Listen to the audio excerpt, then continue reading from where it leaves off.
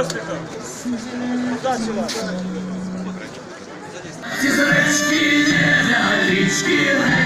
невялички, ані з поля, ані з лесу, поля, ані з лесу.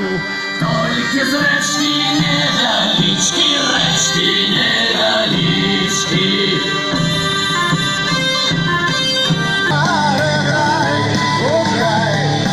Будете подписываться? Я подумаю. Собираете, да?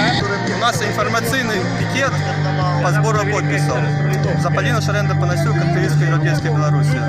Виборів в Білорусі нема, але це наш шанс донести інформацію до людей. Показати, що в Білорусі є люди, які не бояться. 2 роки в вересні не лунав Білошироний новостях. Зараз він лунає в центрі міста, на очах сотень туристів і просто білорусів. Дякую вам за пропаганду ненависті білоруської символіки.